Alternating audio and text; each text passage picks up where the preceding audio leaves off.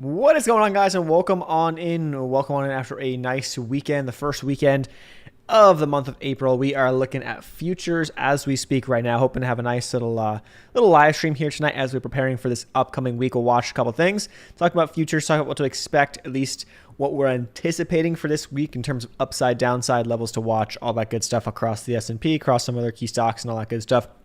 And of course, like usual, we'll dive into a bunch of Q&A, and we'll dive into other stocks, and we'll take a look at some charts, like we like to do here.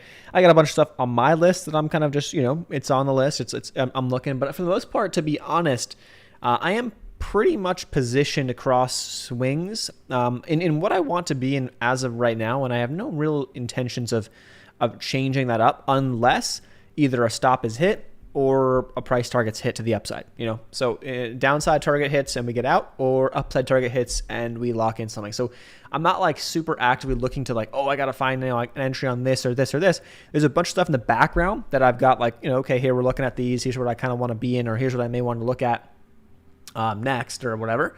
But for the most part, I'm trying to keep it fairly straightforward with what I got for right now. Ooh, just zoomed in too much there. But okay, futures right now, small caps up a touch. VIX is up a touch, not that much. Tech, NASDAQ down a little in between a 0.25% and 0.5%. So it's somewhat substantial, but not like that big a deal. It could change obviously by tomorrow. And then the S&P and the Dow are roughly about 0.25% in the red as we speak. Now, if we dive into our good old friends here on Webull, let's take a look at some of these charts. If we look at how the S&P finished up last week, what are we going to see? We see a pretty nice, well, not really nice. We see, a pretty nice test to the downside on Friday, down into that sub 450 range, just barely got down to just about 449 on SPY, and then bounced back and finished up near 453 to finish off the day. So a pretty strong close. If you go back, let's go look at the 15-minute chart. I've been liking the 15, 30-minute charts. Here's the 15-minute chart. A very strong close here. Look at this massive 15-minute candle, boom, into the close. Ripping up from being red into the green, and then kind of just flatlining into the after hours, which is what we usually kind of can. You don't really see too much action in the after hours on Fridays at all. That was really it, unless there's news or something like that. But that was how we finished up on the S&P. So kind of testing our zone of was a prior area of resistance, became support, tested that area as support, held to support, and bounced. And then now we're looking for a possible move back to the upside. Let me get rid of this little gap zone we had filled from last week. Yeah, so now we're looking back to the upside here. Where are some spots up in the upper 450? So 458 up to 460 is going to be a spot that was a double top kind of high back here in early February. We broke just above that, kind of a fake out almost in a sense, right? Popped right through. And how did we kind of feel like when this happened? And that's why on this day, on one of these days, we're talking about hedging, and I had a small hedge, nothing crazy, but it made sense at the time. Well, if you think about it, here's why.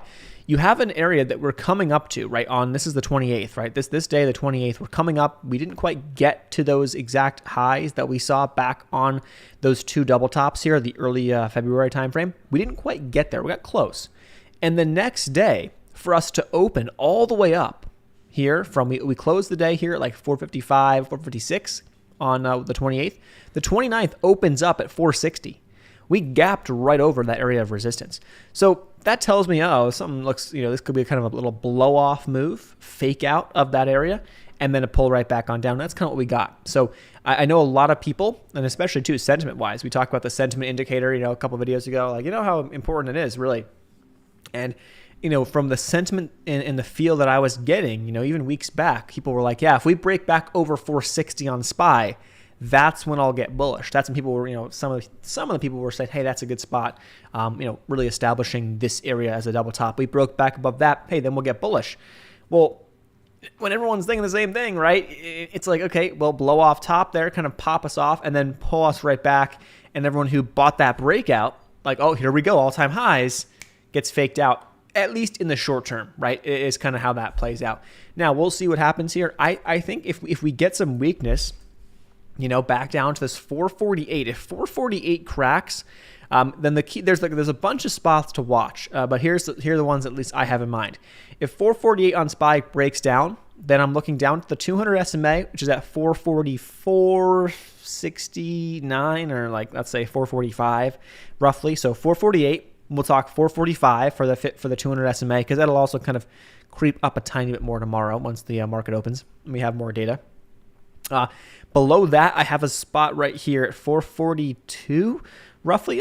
Kind of was an area that we kind of popped right back up the top of the range back here on the initial descent in January, and then we pushed above, kind of held that. Yeah, so 442 is a key spot. So, okay, so we're looking at 445, 442, 50 SMA is down here towards 439, closer to 440. So those are the spots. 445, 442, and then 440 would be my next dip buy spots that we could establish some areas of support. Of course, there's 3 spots. Who knows what happens? It could be a news-driven. It could be fear-driven. Who knows what happens this week if there's any more news and whatever. But those are the spots I'm watching.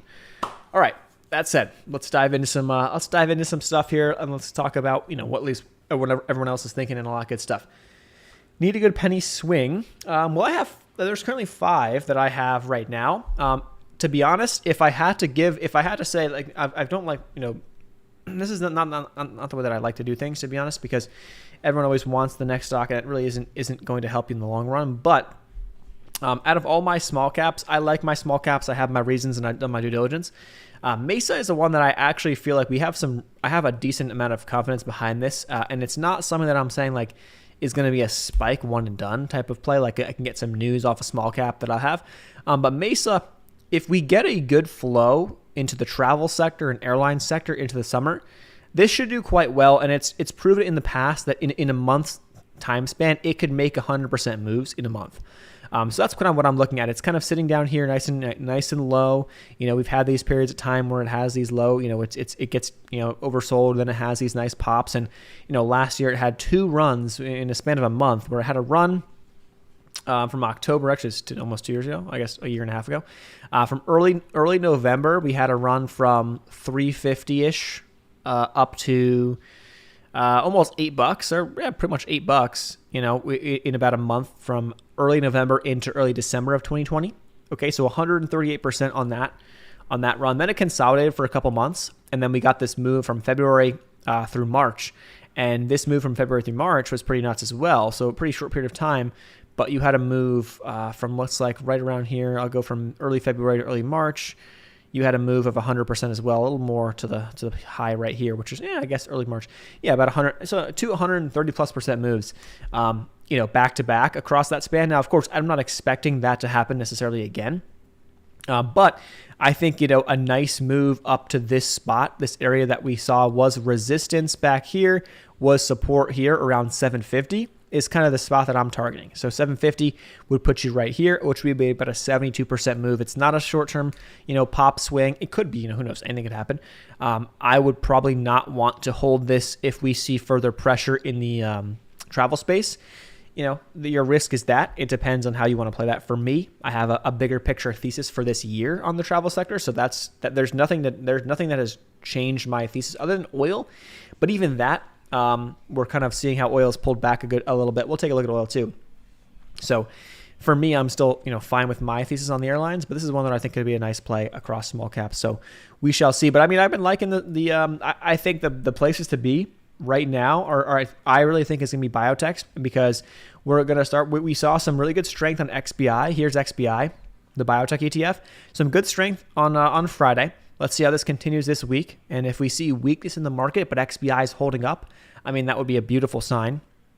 And so I'm looking at, I would say, going forward, it's really where I'd be like primarily looking to position myself. If I'm looking for a swing and I don't know what to do, and there's no clear sector rotation, there's no clear, like, I can't really get a good feel, like, okay, right now you kind of have some miners, right? We kind of have some commodity plays. There's kind of a little bit of a sector going on right there. Let's say that kind of fizzles off and that kind of dies out. We don't get any flow into like something else, penny stock land, right? I would look for biotechs with catalysts, with more cash in their market cap, because there are plenty where that came from. Okay, so you have a ton of cash on hand. You're not burning as much. You have at least a couple quarters of a runway of cash. You've got catalysts upcoming. You've had decent earnings in terms of like revenues have been a little better than the past couple of months, and trials upcoming. You're doing more tests. You're doing more, like, those are the companies I want to be in, because you could be looking at bottomed out charts that could spike 50 to 100% like that. Very similar to San from a couple weeks ago that I had. I was in San. Did I have the best average? No, but I held on to this guy because I kind of knew how we were setting up, and there were so many catalysts upcoming.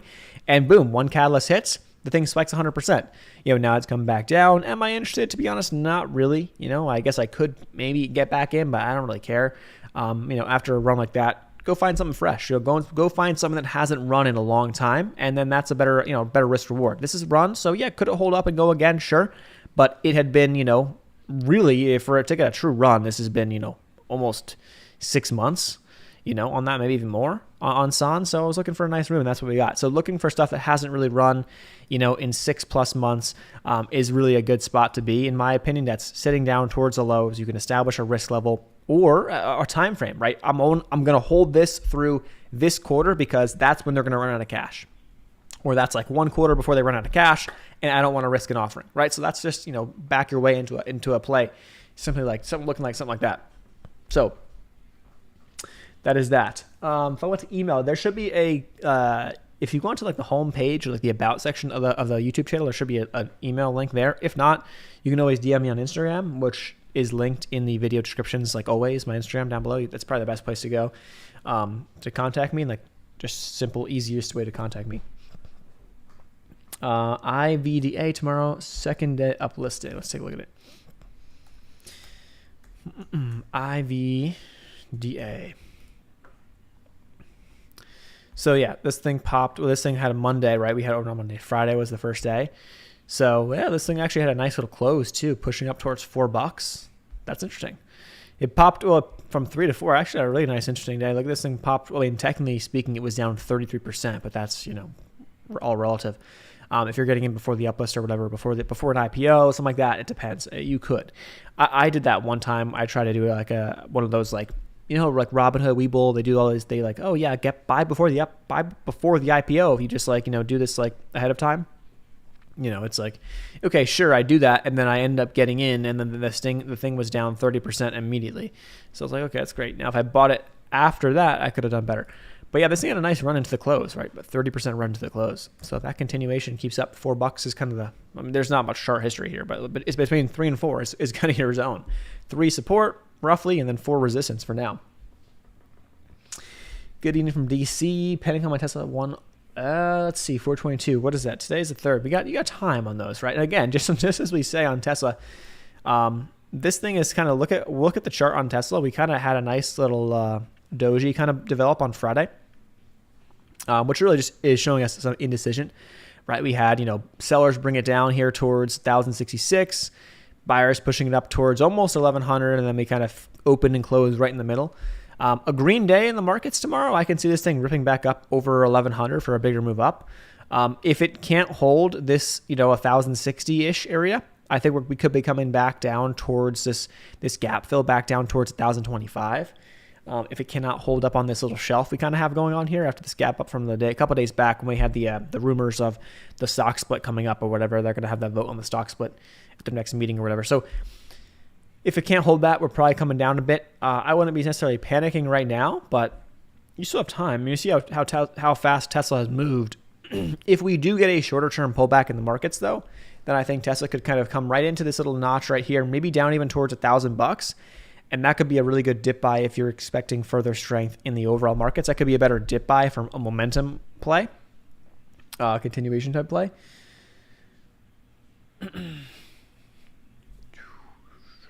AMC, greetings from rainy Vancouver. Oof.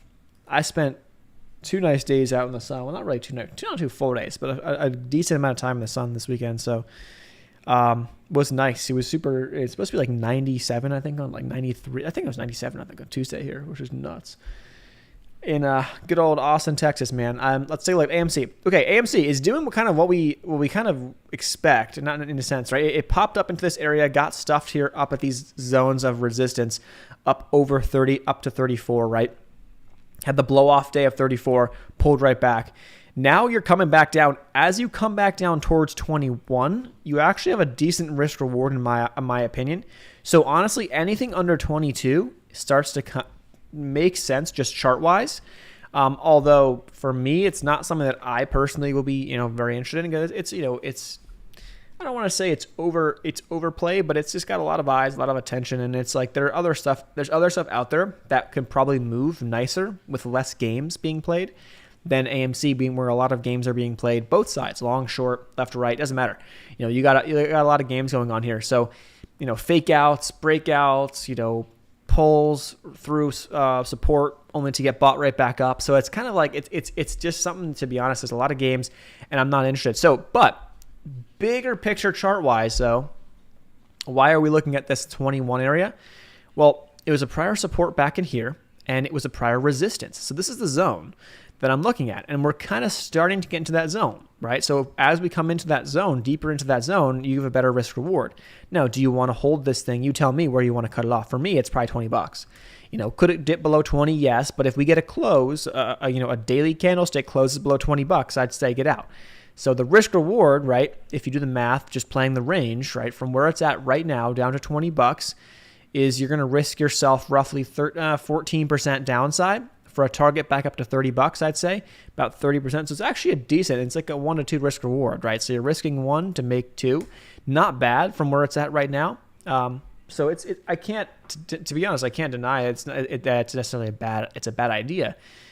Just that for me, there's a lot of games going on, so I'm not a huge fan of messing with all those games. There's usually easier stuff. I won't say easier, but there's cleaner moves that you can see. Sorry, I missed that. Please repeat how you... No, it just on Instagram is probably the best place. There should be a link in the video description or the live description for my Instagram, or on the about page of the channel. There's like a contact button to click. On I think anyone's YouTube channel, there should be like an email you can unlock. Crypto retesting support. Look at options, volume, spike. I'm actually kind of curious. I want to look at a couple different things. Let's go to SPY. And what I'm going to do is I'm going to pull up some different contracts. Now, of course, anything can happen in terms of you can look at any different contracts. Let's look out to, I'm kind of curious what people are looking out to the end of the month. So like April 29th. Let's see on SPY contracts. Let's go for calls. Let's go look at calls out to let's look at 450 calls. Just straight roughly around the money. 450 calls out that far. So this past week, we kind of saw this got a lot of volume. Got a lot of volume on the 29th, and then it kind of fell off. Decent chunk of volume popped up. But these are really cool to look at, to be honest, is because when you see big moves like this, now a lot of volume could be a lot of day traders coming into the play and all that stuff. But when you see a lot of volume, but then the next couple of days are followed up by less volume, this tells me that there's probably a lot of buyers on this day that haven't sold, right? That could be big money, or that could be, it could be a lot of different things. But it's not the cleanest way to look at things, I guess. But let's look at some 475, some 475s out to the end of April. What are people looking at? See, again, same setup there. Let's go out even further on the option chain and check a little bit deeper. Let's go out to May 20th. Let's go to May 20th on SPY. Let's look at some 475s out to May 20th. What are we looking at in terms of that? Okay, this has got some decent volume the past couple of weeks. So this is telling me that, hey, we've seen kind of some ups and downs on the volume, but overall, right now, obviously, as we get closer to the date, you start seeing a little more action on it. The past 2-3 weeks have been substantially higher volume across these calls. It's funny, they lost a lot of value. This is cool to look at too, because we are looking at the chart for the option contract. These are the May 20th, 2022 SPY 475 calls. Okay. So these are kind of fun to look at. I like to look at these types of things because you can kind of see, anyone been jumping in. SPY, looking at individual stocks, I'd say this is a little more useful, to be honest, because you can find someone loading the boat. And I remember looking at this a couple months back and seeing some airline people, some airline stocks getting loaded up, just absolutely insane volume, relatively speaking. Now, the way you can look at it is if you look at like any stock. If we go to I don't know, find like a random stock, like DraftKings, DKNG, like it's kind of a random stock, I guess. If you go look at some DraftKings, let's go out to January 2023. So let's buy some, look at some they're almost like leaps, I guess. And you look at some 20 strike contracts here. Here's where you can kind of see. These 20 strike contracts, notice this, really, since DraftKings has been getting kind of hit, right, and it's been down in this spot, these have been getting loaded ever since that late January pullback, or I guess, flash dump on the overall markets. Look at this, though. Look at how much volume this was trading to the left. There was we look at the contracts, 26 contracts a day, 40, 60, on a high day here we had 200 contracts. But now, ever since end of January, you're seeing an average of a couple hundred contracts, even a couple thousand contracts in these spikes being traded a day, which is really substantial, at least to me. So it's telling me that there are a lot of people loading the boat or buying. Now, is it all retail? Is it bigger money? I mean, when the contracts are expensive, you can kind of say, you can probably guess it's not all retail, but it's potentially some bigger money action coming in and loading. This is January 20th, 2023 calls, 20 strike on DraftKings. I mean, you could snag these things, this thing for, sub $5. It got down to a low of $2.95, which is pretty crazy. Sub $5, and it could pop. If this comes back to anything, if DraftKings come back up to $25, $30, this could pop up to $10, $12. You can make 100%, in not in a snap, but you can make 100. It could happen, I guess, if DraftKings has to squeeze out a couple of days or whatever, has a nice run off the bottoms at some point. But you can make a good amount of money in a relatively short period of time, in terms of a play like this with some more leverage on an option contract. So it's fun to look at. If you're just looking at, just as you're scrolling through some stocks, that you may start thinking to yourself, yeah, to be honest, man, I kind of like looking at this a little bit longer term. Here you go. Let's look at some SPY. Let's look at some SPY, leaps almost. So let's go out to that same time frame, and let's go look at the 500 strike. I'm just kind of curious how the 500 strike is setting up on SPY. So a 500 strike price out on SPY.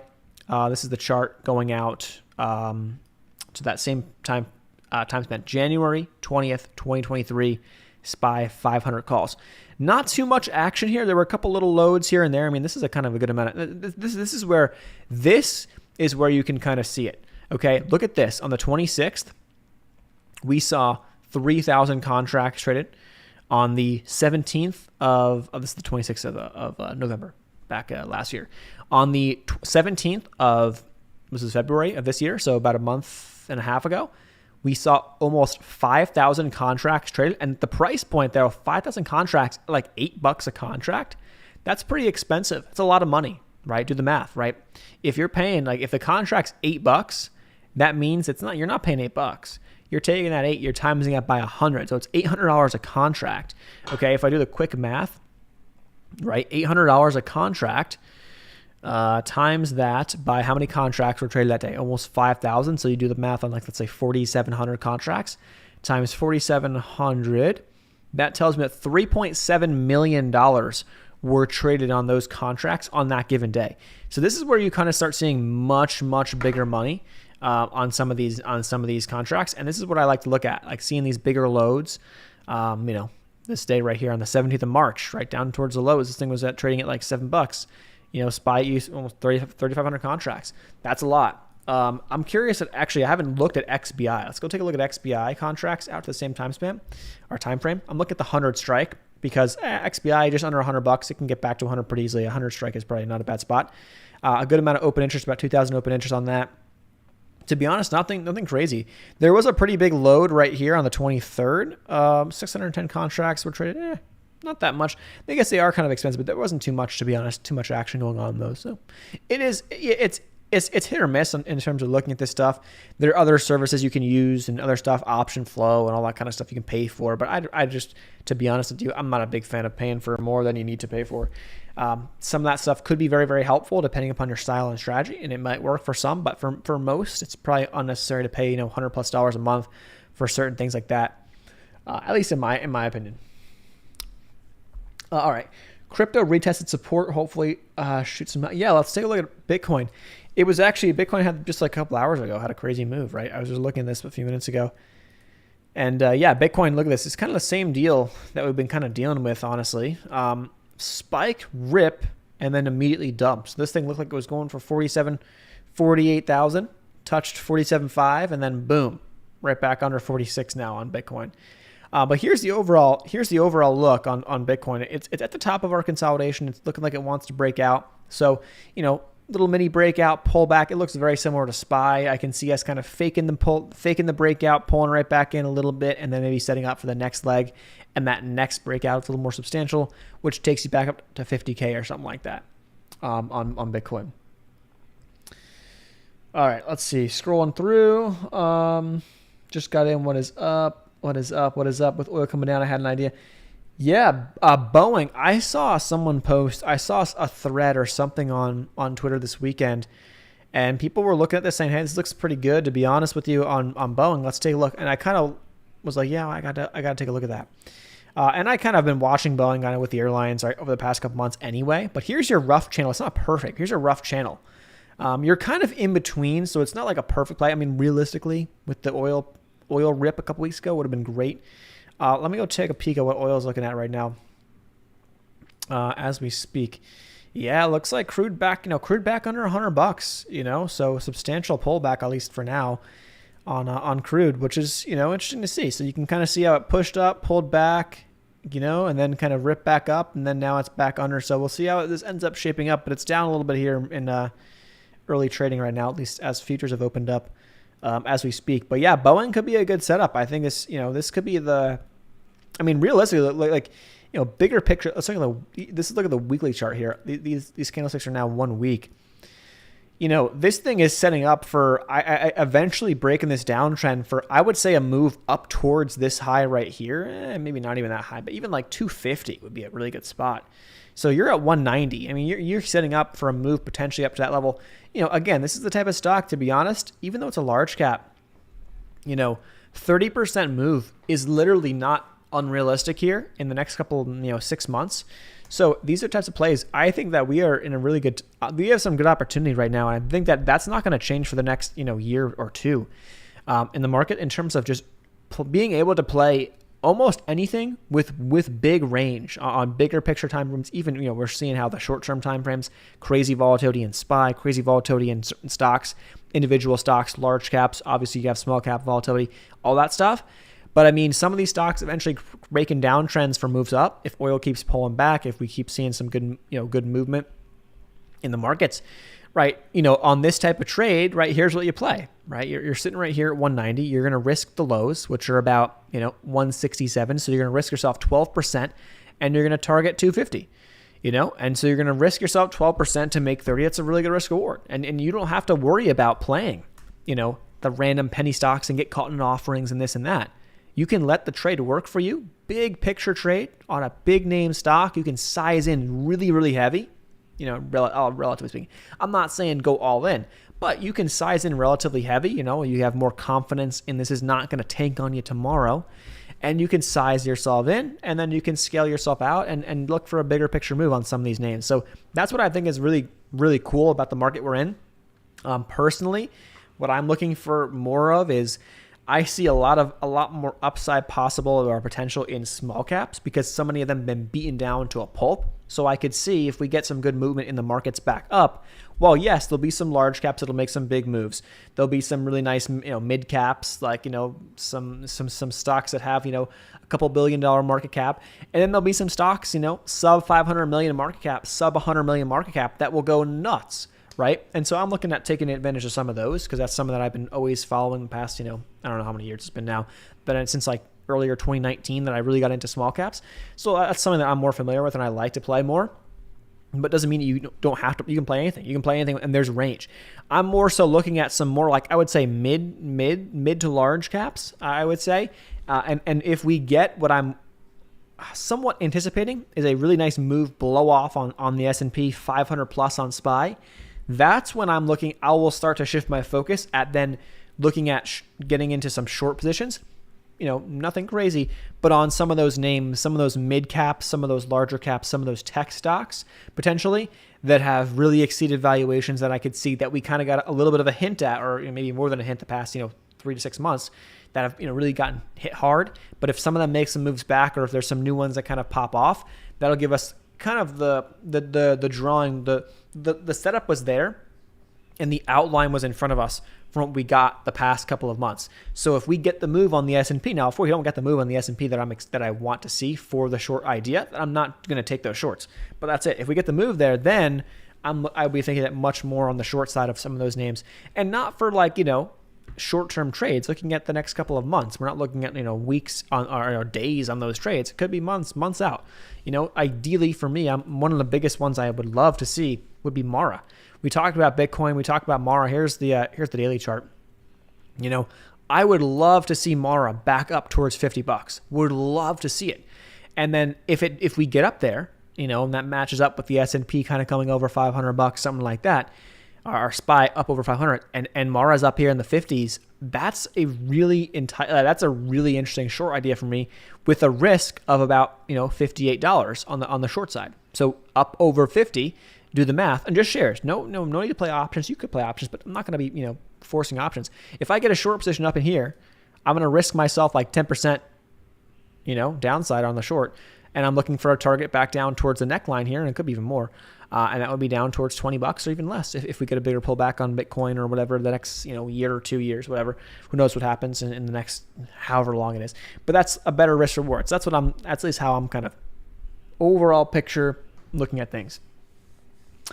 After hours on Friday, SPHD went up a bunch. Robin is showing 50s. Oh, let's take a look. SPHD. High dividend, low vol ETF. Oh yeah, well this is sometimes you get these like weird like phantom prints. I don't even know. I'm not really sure what's going on there with these prints like that. It could be an error on the chart, or it could be just like I don't even know, some sort of phantom print. It was a pop, it was a blip, and I'm looking at level 2 or time in sales, and it's got 100 shares at that price and then 62 shares at that price. So only 162 shares went through at that price. I don't know how substantially meaningful that is, but volume at the close was like 115,000, 81,000 shares. So it's not that much. It's the same thing you can kind of see with like certain small caps. I mean, if you look at like, I don't know. I know from NSPR, from like watching it, like you'll kind of see these little blips on this thing. Like look at this, look how low volume this thing is. See these little just blips. That's because like there's just so low volume on sometimes, and you get a blip where the thing may close at like 323, and then there's a print down here at $3, and it might look like it's down 20, or it might look like it's down, what is that, 7% in the after hours or pre-market hours, but that's sometimes just like a little blip or a phantom print or whatever they call them these days. New York City in the house. Opinion on skills. Skills has started to kind of come off the bottom, right? SKLZ. So another thought to have is skills, hit 2 and then popped up towards the 50 SMA. So this thing is, hasn't been above the 50 SMA since you got to go back to November of 2021. Okay. And that was when the stock was trading up here over $10 a share. You're now under 3, right? 50 SMA is roughly at 350. We can say $2 was your 207 was your low. So we had a little of a dip right here to 290. If 290s can't hold, I would say, to be honest with you, this could be one of those setups where I could be looking at an inverse head and shoulders type of look, and I would not want to risk this thing below this guy right here. Here's my little low. So you can kind of look at the inverse head and shoulders a couple different ways, but we're seeing a lot of these setups, and they will either confirm or they're not going to confirm. And it's fine if they don't confirm. It is what it is. But we don't know what's going to happen, right? We can have our hunches. We can have I think this is what's going to happen. But what you got to be able to do if you're looking at short-term moves, otherwise, if it's a long-term investment, that's a different story. You just dollar cost average in, and you forget about it, right? You just buy every month, buy every week, buy every day, $5, whatever it is, buy a share every day, who cares? And dollar cost average in. You're looking at a possible, this could be your left shoulder here, possibly, or you can look at it this being your left shoulder here. Either way, they both come down to the same spot, okay? So they both come down to, looks like $2.15. That is your spot. That's your risk. So anything lower could be a good spot. A breakout, you're looking at a breakout over the 50 SMA, this blue line, which is right now it's at about 350. So if we see weakness down towards that 215, you don't want to see it go below there. If it does, you're probably going to test this low, and you're going to essentially violate the inverse head and shoulders, and then that's not going to work out. And it is what it is, right? So that's a spot I'd be looking at for a possible and for a better entry. if you're not already in. Fill this little gap right here. So that was kind of taken care of. And if really it's a 50 SMA, we got to break over. So 350, you got to break. And then we could see some more action on that. I like how we're getting a nice little pop off the bottom. It's not hitting new lows, but it's still not looking amazing. If it can't hold up around 3. CANF going to keep. Let's take a look at CANF. I love like everyone it's always so funny when you look at some stocks and like you've seen them before, and like I will look at this and I go CANF, like just how my head just sees it, CANF. And some will say it a completely different way. Some will say the ticker symbol. Some will say, like, I don't know. Everyone has a different. Okay.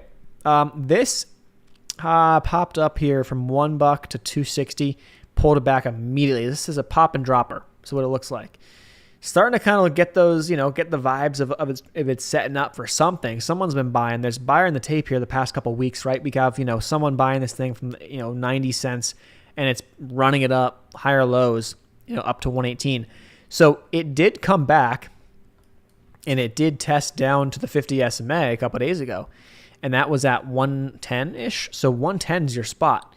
That obviously I would like to see higher lows develop, which would be good. Continuously seeing higher lows, but if not, I would say your risk is right here. 50 SMA to 110. If that can't hold, who knows where it can go? Could it go way lower? Yeah. Could it be a better pickup?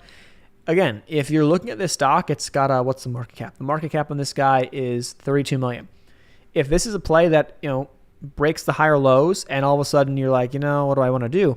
If you're not playing it for the fundamental play or for the catalyst or this or that, get out. If your play is this, I'm playing this because they have more cash than the market cap. There's a low threat for an offering, and they have 3 catalysts lined up for the first half of 2022, and I'm going to hold this thing through July 1st, and if it by July 1st, this hasn't panned out the way I thought, I'm going to get out. Like, that's what you want to be thinking about, to be honest, when you're looking at a play like this on small cap land. Many of them will get the spikes. They will run the catalyst. They will have a nice push. Many of them won't. Some will have bad news. Some won't. Some will just kind of fade off and hit new lows and just kind of die for a while and then eventually get run and whatever. But you got to kind of situate yourself ultimately, right, and say, okay, what's my risk? What's my plan? What's my thought on this play? And that's it. Again, right, any penny stock could be good, could have a spike, and someone could say, hey, what is this one? I think it's going to keep going up. Sure. Could it go up? Yes. Could it keep going up? Could it keep trending up? Sure. But could tomorrow we have an offering? Could tomorrow there be, some bad news? It's very possible we get that too. So just something to think about. That's my take there. So 50 SMA 110. If not, then make sure if you're going to buy this thing or hold this thing below 110, know why you're holding it. Give yourself a time frame. Know what you're looking for, and that's it. EXPI got a couple of call options. Close at 21.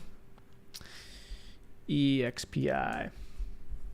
Broke that support. Now I'm hoping for a strong green couple of days. Rebound April 14th. So we got like 2 weeks right on those roughly. Yeah, that did. It did, but just because it broke down doesn't mean necessarily it's done. The thing about this guy is that you're kind of looking at, let me get rid of some of these lines that we had, the old lines. You kind of have, let's see, here's your downtrend. Let's draw our downtrend in. There's your downtrend. And you kind of are in this descending kind of setup right here, descending wedge, right? So you're honestly, even though you broke support at 20-ish bucks, whatever it was, 21 bucks, it's not the end of the world because we have been putting in lower lows consistently with those lower highs. So we're in this wedge, right? If this thing has a flush day where this thing comes down sub like 19 and really breaks down below the lower part of this wedge, the lower support of that wedge, then it starts to crack. But to be honest, it's holding that trend. It still is. So I kind of honestly don't think it's a terrible buy right here. And realistically, these are some of the best upside trades. I mean, here's the weekly chart. I mean, this is a beautiful setup. I mean, I love these setups. Now, could this kind of just coil for a while, for a couple more weeks? Yeah, and tighten up. But these setups where they get nice and tight. I would say risking like $19 on the downside. That's also on the weekly chart. The 200 moving average is right here, just around 19. Like risking $19 could be a really good risk reward on even just a bigger picture trade for just shares too on this thing, for a breakout. Because these things, when these descending wedges break, I mean, you can get some explosive moves, and we could be looking at a move back up to like 34, 35 very, very fast, in a very short period of time. So that's something to think about too. I kind of like, even though, right, it might not be looking good and the time frame you might have might be kind of tough. If it holds 19, at least for now, let this wedge set up. Obviously, it could go below 19 if it really kind of keeps going down the wedge a little bit further. Let's see how it plays out. But that's not a terrible look, at least to me. Gmbl. Gmbl, I think I've definitely traded before in the past. Oh wow. What happened here? Earnings? Was it just an earnings tank? We got to take a look at this. Seeking Alpha. Gmbl. All right, what do we got going on here? Participate in a growth conference. When did this happen? This happened, we're looking at late February. Late Feb. We're looking at late Feb. Announces a $15 million offering.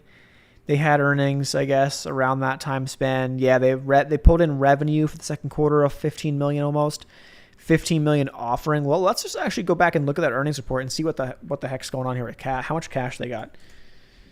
They only had one. Well, that's why. So here's a perfect example. Of why you need to pay attention. Now, this setup is not terrible. We'll look at the setup in a second. But now I'm thinking of it, this actually makes a lot of sense. So they report earnings. This comes out on the 22nd. Okay. So, they got hammered. So there's nothing you can really do, I guess, at the end of the day, right? They come out with earnings, and the thing comes down to like $1.20, something like that. Then a couple of days later, they do an offering. So like you thought, right? You thought, okay, earnings wasn't bad enough, right? On this thing, down whatever it was, like 65% on the earnings. Well, okay, cool. After the offering, you're down another 25%. So this is where it just gets goes from bad to worse. But how do you know? And every stock is different. But some stocks will have a bigger reaction to earnings. Some stocks won't have much of a reaction to earnings. Some, it depends. How would you have known to say, what? Even if we just took a big hit on earnings, even if I still like the play, maybe like I thought I could, this is going to play out better than I thought. It's maybe time to get out because why? $1 million of cash. They had $1 million cash. They had no cash. They had no cash. And so when you got no cash and you have expenses and you're running your business or whatever you're doing, you're gonna need some cash. And so you're gonna do an offering. And so a couple of days later, they did an offering and they raised $15 million. So now they got $15 or $16 million in cash. So now you kind of know. But you had a couple of days notice of that. So that's why it's always important to look back. And you could have probably seen, I'm not sure, I haven't looked at the earnings. You could have probably seen the writing may have been on the wall at the earnings prior. They were pretty low on cash. If you were watching them and they have done nothing, they've gotten no investments, they've gotten no this, they've done no offerings over the past quarter, and the next earnings is coming up, you can probably bet they're probably not going to have much cash. How would they have gotten more cash, right? So that's a great thing to look at, prior to that. However, now this thing is sitting here with a market cap of sub 30 million. Okay, yeah, they did an offering. They got 15 million in cash, roughly speaking. So half the market cap is cash. It's not terrible. They got some cash now to work with. And then if you go back to the earnings, they were talking about, where was that? Here it is. They're talking about, they set revised revenue.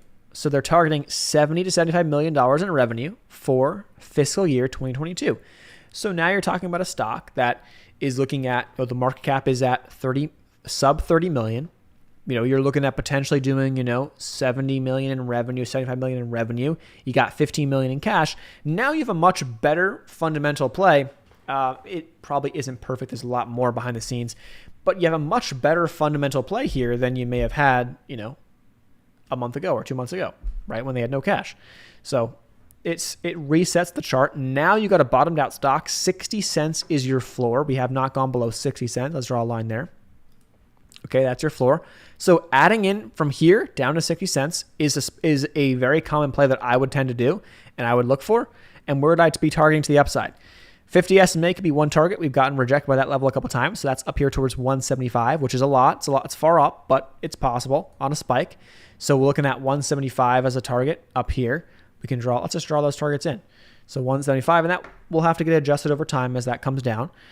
Gap fill up to the, pre-offering price up here towards that 115. So that could be a first good target. And then also a psychological, $1. So I like to look at $1 as a psychological area of always a psychological area of resistance in penny stocks. So I'll be doing that. Here's my targets. $1, I'd probably do like 97 cents. I'd probably do like 93, 97 cents for some sells. Then 115. So I'll probably sell like, 109, 107, 113, something like that. Put some sells up in there. And then even 150, because it could be a psychological spot as well, then 175. So that's how I would look at setting up my sells, my target sells. And then my buys are set here at like 72. I'll buy some at 68, maybe 69 just for fun. Maybe based on 63. Set a couple spots you want to buy at, and then 60 cents is my risk. So I'm going to risk that. That's it. And from where we are on this guy, let me zoom in a bit more because it's tough to see. Of course, the moving averages are going to throw us off. So I'll do the math from this thing. So where we are down to 60 cents, you're going to risk yourself about 15, 16%. It's not terrible. Much, much more reward than the risk on that. So I mean, it's bottomed out chart. Have bottomed out charts been a trend? Has that been a sector that's been hot? No. Have we seen, some stocks have made nice moves at the bottoms, but have we been seeing, consistently some really big runners off the bottoms? Not necessarily. But if we start noticing something like that happening, a couple stocks start making some big moves and their chart looks something like this, that could be where you might want to start sizing in heavier into a play like this. All right. CBIO, will it even recover? I mean, that's the thing with some of these stocks is that they probably won't. And this is a stock that has unless the market gets super hot, this is a biotech, unless biotech's got on fire, this gap may never get filled, right? It's so far off. They got to have something crazy come out, some good news, some hype or something. Although this chart, similar situation, looks pretty nice. I mean, I would be looking at risking it versus the 50 SMA or down to this dip right here, which is at 58 cents. So risking yourself like 8 to 10 cents from where it's at. So not too bad, unless you get a spike on news or there's a catalyst or whatever upcoming. ZIM. Yeah, ZIM has been holding the 50 SMA kind of. So this thing, if it keeps holding, I would say here's your risk, $67.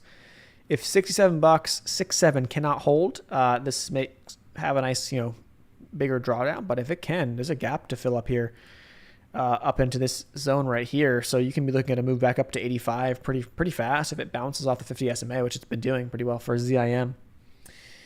Just around Ontario, legalized commercial iGaming and sportsbook. Penn, yes. I think we'll see how that plays out, but Penn has a score, so I think that's a really good thing. I'm looking at more fun, and we knew that, and I knew that was coming from Penn. The downside with that from their couple earnings ago was that it wouldn't be out come the Super Bowl time, so it was going to be just after the Super Bowl that would happen, and now a couple of weeks, I guess a month or 2 months later is what you're looking at. So, it's kind of in line with what they were expecting anyway for gambling in Ontario. But we knew that was kind of coming, and I like how Penn is positioned with the score. So I like that play. Again, looking at Penn is something that I have calls out to 2023. You could play shares, you could play calls, whatever you want to do. I have call out to 2023. We're holding an uptrend right now on the daily. I like how it's setting up. I'm targeting, really, there's a strong resistance here at $52, but I'm targeting up here. I'm looking for a break of that at some point this year with some strength. I'm targeting 63 and then 73. I don't care about $100. I don't care about that. I really don't. But I'm looking for those moves. And, I've been in this thing for a while, but, I think we're getting a nice bottom being developed, and I think we're going to have a nice move back up on Penn. Fundamentally speaking, I think it's better than DraftKings. As I've said many times, I just like it more. Farming, yeah. It's FAMI. So FAMI is the ticker symbol. I like it. I don't like I don't like it, but I like it. Like, if you know what I mean. Like, I'm not gonna sit here and say like, if you ever, also that's another thing too. If you ever hear me or somebody else, to be honest, that even, right? Say, I like this penny stock. It just, the BS flag is waving. And I don't mean that. I say that because we get caught up into stuff. I'm talking about the chart. I'm talking about the setup. I'm talking about because of what we've been seeing lately. I'm not saying I like this stock and just buy it blindly and hold it. No, you buy this thing and it goes up 30% from your entry, take something off. It goes up 100%, take something off. It goes up 200, take it off, like sell it. I'd literally sell it. You can hope and pray. And then there's the BBIG fan club. I'm looking just quickly, briefly. I know I don't want to, sidetrack us. This chart looks pretty good too. If it holds this shelf right here over 280, we're looking good. I'm not in, but people talk. I get comments and stuff. And I see comments on videos and like BBIG going to 500, going to $50, AMC going to 5. It's the same thing, right? Again, BBIG is a penny stock. AMC, I guess it was a penny stock a while back, but not really. It was a pretty big market cap. BBIG is like a 500 million market cap, so it's a pretty small. It's a micro cap. Is it a micro cap? It's a small cap, whatever. And whatever the classifications are for micro, and then there's like even smaller than that nano cap. Sub 100 million is a nano cap, I think, something like that. But again, we talk about it for months. If you had charted out with us on a past live stream, or you saw the stock and you just, and don't disregard these lines. There's a ton of lines up here that we'll probably never come back up to unless it really squeezes out. It was just areas that we looked at in the past when the thing was running up and running back down, key spots to watch. They were like pivot points. If you watch this thing and you bought it under 2 or at around 2 when we came down to the same spot it's been getting bought up at and having made big bounces over the past year now, a little over a year, if you did that, I'm not saying you got the bottom, but if you got an average around 205, let's just say, right, you would be up 60% in like a week. If you're not selling something, I don't know what you're doing. You know what I mean? I understand holding for the bigger move, but we're talking penny stocks here. You got to be selling something if you want to be around in this game for a long time, because you're going to go through markets like we saw the past 6 months. You're going to go through hot markets and you're going to kick yourself because man, I wish I held longer. Well, that's where you get a little more fluid and you start to adapt better, and that's where experience comes in, and over time you get a better feel for things, and you can kind of say, well, you know what, the market's kind of hot right now. Maybe my next profit target is going to be a little bit higher up, or I'm going to hold a little, or I'm only going to sell 25% of my shares at my first target rather than 50%, which is what I usually do to lock in more gains. I'm just going to sell 25% because we're getting some good follow through and the market's pretty hot. And so I'm looking for more. And that's how you can kind of milk out some extra gains across certain stuff. But that's the reality. So again, when I say something's good in penny stock land, I don't mean it's good long term. I mean that, hey, this could be a good play for the next few months, for a scalp, for a short-term trade, for a swing, whatever. But I'm not saying this is a buy and hold by any means. All right, so FAMI right here has a pretty nice established support that came down to a couple times right here at 13 cents. So that's your spot. I mean, could it pull right below 13 and then go for a rip? Sure. It could. Yeah, sure, it could. But this is something that I think under 15, you could be looking at an accumulation zone. Under 15 down to 13, something like this would be really good. And if we have yet to have a day, by the way, close under 13. So you get a full daily candlestick closing under 13. Cut it off. Just don't worry about it, because you're probably going to get reverse stocks, but at some point soon. I haven't followed up too close. There's probably going to be offerings, reverse stocks, but there's going to be a whole bunch of stuff that you don't want to be holding through. But in the meantime, you could get a good spike, and you get a good spike, take the money and run. So again, for this risk reward on this play, from where it's at right now, down to 13, 12% risk. First target I'd have is up to 20 cents, 40% return. So you're risking 12 to make 40. It's really, the risk reward is not bad. And it could go for more than that. It's a stock that has gotten the hype and the pumps before. And so it's easy for some people to get behind it and start pumping it up and running it up. But the volumes have been fairly low as of late since the last run. So let's see what happens. But it's not something that I would be opposed. It's not been on my radar. I've been always kind of watching. It hasn't run. Eventually, it's going to run. It's just figuring out that timing is always the hardest part. All right. Scrolling through ZNGA, gap up, but it's been holding. Let's see. And that is true. For those who are tuning in, I appreciate you guys like always. We do these every single Sunday. All I ask is to run up the likes. Hit the like button, run it up. and then come back next Sunday if you want to. That's it. ZNGA, okay. What do we got going on? Gap up, but it's been holding. Yes, this is good. This is good. When you have a move, this has got a really nice setup here. Let's just draw some levels in here. Let's draw a little resistance kind of up here towards 925. You got your support very nicely. It's dipped a couple times down to 850, and it's held every time. So you're right now at the top of the range, right? You're at the top of the range over the past couple of weeks, since 2022, really. The top of the range. So, a breakout back up here probably pushes you up towards this gap fill, up towards 960. And then up towards $10 will be the next psychological spot that I'd be looking at. So I kind of like that, honestly. We'll be careful though. Again, ideally you would have liked to grab this thing down under 9. Now you're getting it a little bit higher. Honestly, down under 875 would have been nuts. Would have been great. But that's what we're looking at. So right now we're looking like we want to break this resistance here. And then I would say here's your target right here, the gap. 965 and then $10 psychological. So just do those two levels I'm going to look at. $10 psychological, and beyond that, you could go for more, and then beyond that, we got some spikes up here towards $11, $11.25 could be your next spots. Cross that bridge when we get there, but those are the spots to look at, I would say. All right, I'm going to try to go through faster. Let's see. EXPX, cool, awesome stuff. HOFV, HOFV. See, that's one of those things too. Like I say, sometimes when I see HOFV, I think HOFV. Some people might think of the actual name, Hall of Fame Entertainment, or whatever, Resort Entertainment. Some might think HOFV. They don't think of HOFV. It's funny how you think about things. And then when you say it, and everyone's like, what are you saying? But it's that's just how I see it. This is not a bad setup. Okay, but here's the spot that you got to watch. Right, the low of last week, of last Friday. We came to 105 or 106, looks like. 106 on HOFV. Yeah, here, I'm going to just draw a line. 106. It's the 50 SMA is holding right there at 107-ish area. We have not closed below the 50 SMA on the daily, which is good. But that 106 or 105, roughly, needs to hold. If it holds that, this is setting up really nice. I like this play. You have the NFT angle on this guy.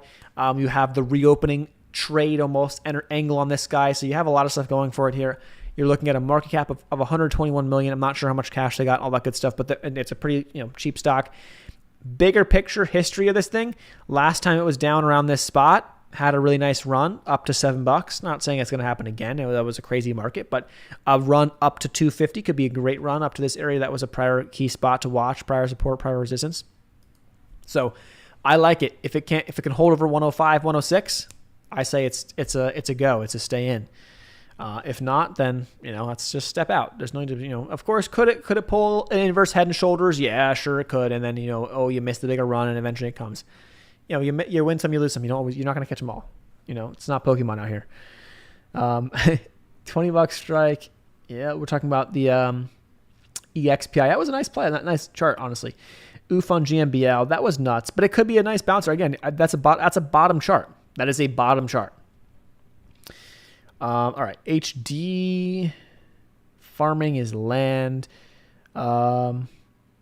Yeah, also the agriculture stocks, the farm land in general. We're talking about that, the bigger picture thesis on that type of stuff. There's no surprise why Bill Gates has been scooping it all up the past couple of years. Seriously, you guys look up a bunch of articles over the past couple of years. He's been buying tons of farmland. No surprise. So I still expect that'll probably do well, but that's a bigger picture look at things. All right, Home Depot. Little HD action. Okay. Yes. Let me get rid of this. Actually, no, we can add another line right here. Look at this. This is an interesting setup. You are look at how beautiful that line is. You bounced at this spot in June of last year. Okay, that was at 298 roughly. Okay, $300, 298, close enough. You literally came down to 298 back in January, and again now. You just hit it. So if Home Depot can hold this 298, you are getting a rock bottom ad. You're getting a rock bottom spot. If it cannot, there is one other area, which was a prior area of resistance back here at 291.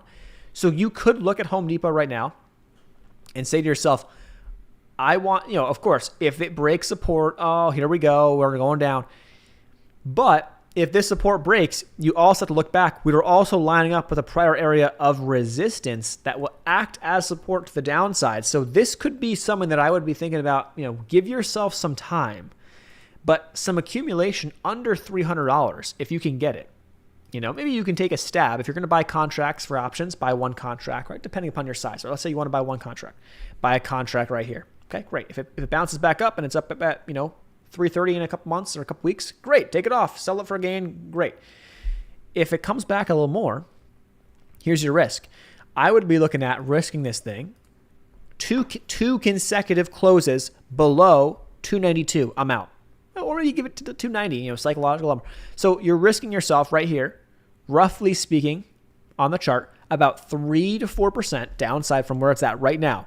For the first target I'd have is up here towards 330 for 9%. So you're going to risk yourself, right? 3 to 4 to make 9. That's a good risk reward. That's 1 to 2, at least. Maybe a little better than that. And then if you're getting shares, great. Shares you can scale out, so you can sell some shares here. If it keeps going, write them up and just bring your stop loss up, your trailing stop loss. Let's say I bought 10 shares, right? I'm going to sell 5 at 330. I buy 10 shares at $300. I'm going to sell 5 at 330. I've locked in a gain. This is going to be a guaranteed win. There's no ifs, ands, or buts. If the stock comes back down to my average, I will stop out for break even on the rest of my shares. I still made money on the trade. That's it. Simplify it. That's it. Okay. I sold 5 at 330. It keeps going. Let's say it pulls back 325 and then it goes again. And now it's at 350. I take 2 off at 350. And now it gets 375. I take 2 more off. Now I got 1 share to ride. And that last share, I'm just taking my trailing stop loss every week. It keeps building higher lows. I bring it up and put the stop loss right under the low of the last week. And I keep bringing it up like that. And that's it. So you can play it with shares, options, however you want to play it. But that's how I'd be looking at Home Depot. I like it. It came down a good bit. It's nice. It's potentially setting up where it potentially, right, a head and shoulders setup, right? You kind of have this look right here. Here's your head. Not perfect, but here's your head. Here's your left shoulder. And kind of your right shoulder, not super wide on the right shoulder there, but it's there. And maybe the right shoulder gets established in a couple weeks, or months, maybe better. But for now, your neckline kind of is looking like it's almost right here at $300. So that's kind of been a key spot. If $300 holds up, could be a really good spot for support. Not saying that the head and shoulders pattern is a bullish pattern. It's not, but you also are buying it at the neckline. You're buying it at an area of support. So you're buying it in a good spot. Just head and shoulders aside, and head and shoulders doesn't always play out, doesn't mean much. At the end of the day, who cares, right? Head and shoulders, this, that, and it's cool. You can play it for a trade to give you a little bit of an edge, to give you a risk parameter, but it doesn't mean anything at the end of the day. All right, land, LAND. What's LAND? Gladstone Land. Oh wow, this is killing it. Talk about a beast. If you just thought about Bill Gates and whatever, and you thought about back in the day, when he started buying that, when some of the news was breaking about that, you could have been buying land, just the ticker LAND. Not even. You could also have been buying actual land, I guess. Collecting yourself. What's the dividend here? 4 cents, 5 cents now. Collecting yourself 4 to 5 cents a share, which is not that big. Grand scheme, no. But if you started, dollar cost averaging into this thing the past couple of years or months, you would have probably had an average sub $20. Even if you got it sub 25, still good. And now this thing is hitting all-time highs. I don't like buying something that's like this. However, bigger pullbacks, more substantial pullbacks, I think could be a better opportunity in the bigger picture for land. I don't think this is going to be going anywhere, and I think we're going to see a bigger move. I haven't looked into the stock. I don't know much about them, but it's a REIT. So it's, real estate in the farming industry, which is, I think, a spot that a lot of people are going to want to be in the next couple of years, next decade maybe. Could be more. Check out MRO. Let's take a look. MRO, baby. What do we got? Marathon Oil. This continues to push up. It is looking good. If it breaks over this highs of last week, or really this 26 area, this could go for another push. That's a strong chart, but it's getting up there though. I don't know. An oil and gas company, nothing against them, right? But if oil starts to pull off a little bit here, I don't know what this company specifically is, setup is like and whatever. But if oil pulls back a good bit, and stays under $100 more substantially, and we really see a bigger pullback there, then I don't necessarily know if I want to be in this stock. as it's up a ton over the past couple of months, So 26 break could be good for more upside. I just don't really know how much more it has. It's got momentum, I guess. So I'm not sure how much more it has, and I'm not sure much about the company. So if I knew the company was growing and I think the company was going to be doing great, different story. With elevated prices, they're doing fine. Hey, but there's going to be some sort of sensitivity there to oil prices. So just be careful of that. Just got to watch oil. Take your profits before it's too late. Exactly. That's just the name of the game for small caps penny stocks. I had my limit self free. Yeah, no, I had the same thing on you had HYMC. I had low. I mean, I think load will still get there at some point, but I had LODE. Look at this. I had a sell at 197. It hit 196 in pre-market. It's like, okay, cool. Not that it really matters because I would have only sold a little bit of not all my shares, a chunk of my shares. But, that's just how it goes sometimes.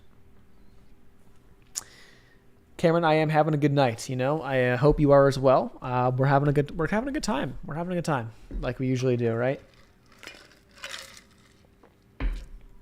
ZNGA got bought $9 a share in a merger. Okay. BAS stab. I think Boeing could be a good play. I mean, let's see how oil goes, I guess. I'm not sure how much oil really impacts. I guess it does in Boeing, but, I guess the sector as a whole. Boeing-wise. But, Boeing, I mean, here's a shorter-term look at Boeing. I will see how we open up tomorrow. We'll look at futures in a second here again. But you can kind of establish it off of, the past couple of days of trading and then look at some areas that were a key area of resistance versus support, and you can play it off of that. My focus, to be honest, is going to be on a couple things. I like Apple to be kind of a focus in the next couple of months for if I'm going to be taking day trades. I kind of like Apple options. I just kind of like how they trade. They're really nice. They're liquid. A couple weeks out contracts or a week or two out contracts for a day trade idea. Not going to be moving too fast like SPY sometimes. But you can get some nice movement. And then I've been liking just shares. LABU is the bull ETF for biotechs, and then LABD, the bear ETF. Playing these, 3x ETF, playing shares on these. That's it. I like it. I do. I really like playing these two, and that's probably, to be honest, you don't have to play everything. You can focus on a couple stock, couple tickers, and do well. I think that's probably where I'll be for little scalp ideas, and then the rest will be bigger picture trades. We're positioned as it is. If I'm looking for scalps, just going to keep it as simple as possible and play those types of things. And that's probably more than enough for me for now until we have a lot more cash available and maybe we want to have, play some other stuff and looking for other opportunities. But that's it on day trade wise. CCXI, very similar chart to ZNGA. GORO. Goro is a gold play, right? It's been pushing up a good bit, I think, if I'm not mistaken. Goro, Goro. I'm pretty sure Beach Bum was talking about Goro last live, if I'm not mistaken. Not sure if he's here. But, okay, yeah, this is up into an area of resistance, though. Prior support right here in this 240 to 270 range. So you're getting up into that spot. You're going to need some more push through, I would say, on commodities and gold to kind of push that through, though. But you are building higher lows. So, here's your higher lows. We can probably draw a little bit of a trend. Let's see if we can draw something. Not perfect. It's pretty steep. But here's your trend. So it looks like at 220-ish is your spot. 220 holds are looking good for more. Boomers love Home Depot. LGVN, former runner thoughts. Let's take a look. LGVN. Oof. That's a bit. Why is it running? First off, let's see, why is it running? Second is now, this is not a bad play if it continues to hold trend, but I mean, this is going to be a short, man. This is going to be a short, in my opinion. I don't want to say it too loud. But when it cracks, it's got to crack. You can't. I'm not in the business, and I've done it too many times to want to mess around. When it cracks, so ideally, I would like to see a blow off move. LGVN ripping up, right? Go crazy, parabolic, kind of like AMC from like last Monday. I think it was last Monday, where it hit 34, and then you got hammered, and then it's been just down since. It's still up, relatively speaking, the past couple weeks, but it's down since that pop. So I'm going to add this guy to my short list. I would want to look into it a little more. Obviously, I'm not just going to randomly short it, or really even try to short it if I, don't know much about it or why it's running or have a better feel. but I'm just going to add it to my watch for tomorrow just to see what's going on, and maybe it could even be a good long. If it's holding trend and it's not dipping below the Friday's lows, then yeah, I mean, it's not a bad long. But yeah, it's on the list now. So we'll take a look. LGVN. Until the higher lows fail, this is looking good. But the thing is, these tend to be really good shorts. You have massive moves, right? Huge moves. $45 pulls back. Oh my, it's dead bottom, right? It's dead bottom, relatively speaking. Okay, over the past couple of months. But guess what? Now you get a big move up. This is setting you up. You got bag holders in this thing. You got everyone who averaged down, who is now like, oh, look at me. I can trim for a profit. I can get out for a green, or I can actually sell for only a 20% loss instead of a 60% loss. On this thing, and so now that's what you're going to be fighting. So we'll see. It could have some strength and go for more, but that's what we're fighting, and I'm not sure why it's moving up either. So understanding why it's a biotech, it's risky. It's a low float, not something that you want to be shorting with heavy size and be adding on the way up. But eventually the music's going to stop here, and this is going to have some really good downside, similar to the backside here. So I think we'll have some good downside, and it'll probably come back down, probably lower than this 5 area that was at. It'll probably come down to sub 5 at some point later this year. But when it happens is the whole game of the timing and all that stuff. So that's the whole idea. But in the meantime, it could go 20 plus. It can easily go 20 plus. Land is one of those recession stocks. Mullen, yes. Let's take a look. Mullen, we are looking at this 280 area. Needs to hold up. Here's our spot. 280's got to hold. If not, I honestly like Mullen, to be honest. Just bigger picture on this guy. In the lower twos. If it never comes down there, I'm never probably going to buy it long again. I just won't touch it. But 280 is your spot.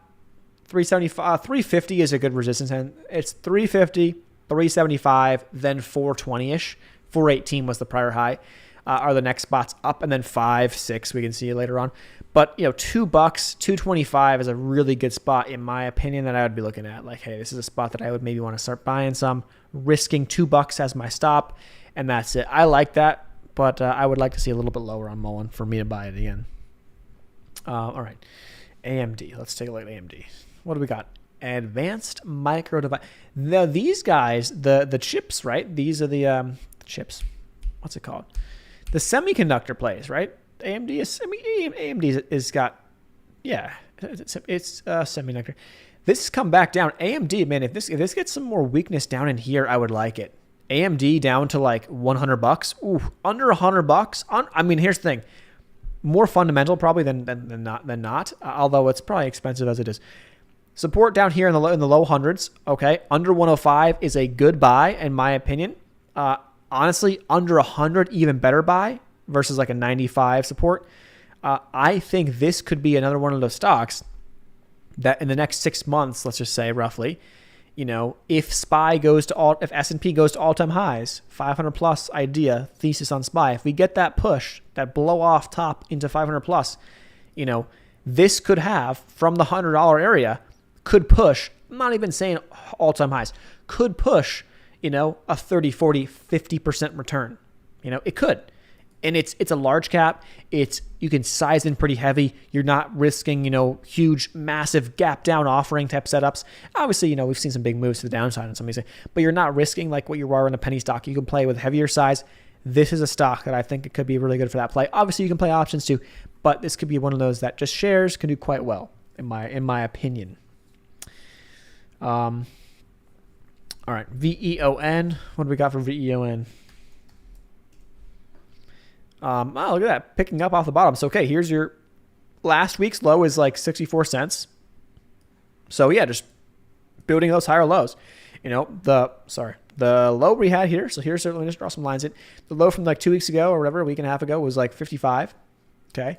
Now, this past week, 64. So just stair step it up. Resistance here at 75 cents though. Over 75, you probably got to push up to 50 SMA, 90 cents. I'm not sure these gap downs are for, but understanding what they would help us out. So you got a gap up here, up into this zone. So you can maybe get a move up to $1 plus. 125 could be a good target on this thing if it keeps pushing up, but it's got some good momentum now. Build those higher lows, keep holding up, and that's setting up. Apple is SPY. Essentially, yes. Goro 500 shares and Leaps. Thoughts on Intel announcing their upcoming graphic cards? Yeah, I'm not too concerned, to be honest with you, I think those are buy the dip opportunities on AMD and NVDA. SMH is the Semiconductor Etf, right? Yes. This thing is interesting too. This thing on dips down from here, I like it. I just, I think this is going to be a setup that we can see a bigger move. We can see a breakout over these highs. And this is something that's pretty close to highs and can pop all-time highs very, very easily. With some strength, and I don't think this is going anywhere. So to be honest, I'm not super cued into the news and know the true reality of it. But I think it's a buy the dip opportunity. Maybe I'm wrong. Maybe I'm an idiot. There's been some look at how heavy the volume is here on SMH, the Semiconductor ETF. Super heavy volume on this guy the past couple of weeks since the year began. So there is something going on right here. There's some big time money probably being positioned there. Found this one, biotech PGen, XBI. Yeah, let's take a look at PGen. It's a 40. It's a 500. Oh! Look at this. Oh, yes. These are the charts we like. Yes, that is nice. That is nice right here. We have so you're up. You're up at the higher part of the range from February. So yeah, your resistance here is like 225, 230. So you're up at that level right now. I would want to see it holding over $2, so I wouldn't want to see it holding below 2. I'm going to put this one on the watch list as well, just so I have it. I'm probably, I'm not going to touch it unless I have some cash available. But I like this idea too. Let's see.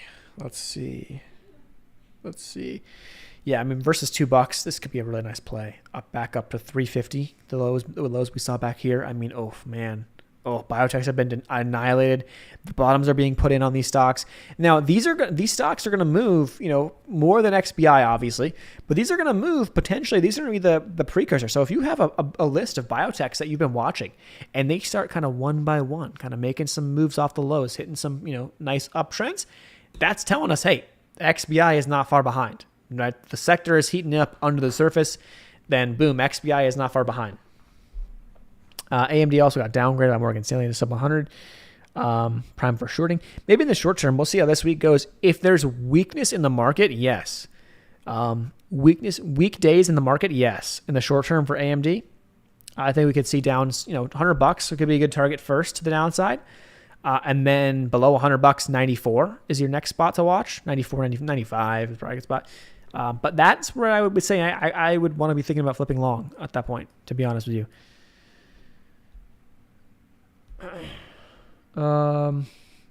GNLN. Let's see. GNLN. Ooh, this is another bottomed out play. Okay, so we got this thing. This is a dead in the water play. It had a pop a couple days ago. Barely though. Popped from 50 to 80. Okay, so your risk is 40 cents is the lows. I would probably be playing that. You have a lot of volume here. Obviously, it got a little of a pop. It didn't get much. It didn't get a huge move, though. So I think there's probably more in the tank, honestly, on GNLN. These are the types of plays that, to be honest, I kind of like when you get these good, you get a little spike, little vol, and now next leg has a chance, right? All right. UAMY, let's take a look really quick, and then we're going to wrap things up here. I'll take a look at futures really quick, and then we'll wrap it up. Yeah, I mean, building higher lows. I don't necessarily know if I'm a huge fan right now. I have load, but here's your spot, versus the 55 area on UAMY is not bad. $75 first target, and then 75 cent first target, and then we can see up, maybe a little bit higher than that. But that's what I'd be looking at on that thing. All right. TMC, HYMC. I'm not a huge fan of HYMC up here, unless it comes down a bit more. TMC, I think a different story. TMC just bounced off the 50 SMA, so been good volume. Your risk is down to like 175. I would want to see. Honestly, I would want to see it holding over $2. $2 is what I want to see on TMC. There's been some insider buys, some good action there. There's been some, I don't want to say social media attention. I personally am not a huge fan of that, but the volume is there. A lot of volume as of late, so I like that. If it keeps holding up, want to see it hold $2 now. Ideally, $2.25 would be better. Ideally. All right, quickly look at this, and then we'll wrap things up. Futures coming back. They were down a bit more about an hour ago. So, tech is down about 0.25%. S&P and Dow barely even down, slightly red, but kind of flat. Small caps slightly green, and the VIX is slightly elevated. But that said, that's going to do it for tonight. Been about an hour and 20 minutes, so it was fun. We'll do these every Sunday. That obviously we've been doing them past couple weeks. No problem. If I'm away, maybe that's one thing, but for the most part, every single Sunday we do these things. Sunday nights we'll go live again tomorrow for Power Hour. Monday, Wednesday, Friday Power Hour is the rough. I don't want to say it's a schedule, but it's a rough plan. Kind of a schedule. That's the plan. What we've been going for. So last hour of market being open, we'll go live. And we'll see. We might do some more stuff. Might try to do some more later night lives during the week. We'll see what we can do to fit people's schedules better. But that's the plan right now. Tuesday, Thursdays, videos. Saturdays, we do the updates on the portfolio like we always do, and all that good stuff. So thanks so much for tuning in, guys. I appreciate you like always. All we ask, thumbs up on the video, any comments, all that good stuff. Helps out the algorithm a ton on the streams, on the videos. And the streams all stay up. So if you miss a stream, right, school, work, whatever, during the week, no big deal. Watch a couple hours later. You'll see what we did. If I made any trades or if I made any moves in my portfolio, I'll do it live, obviously. And what we're talking about, you'll see what we're talking about, see how things are, how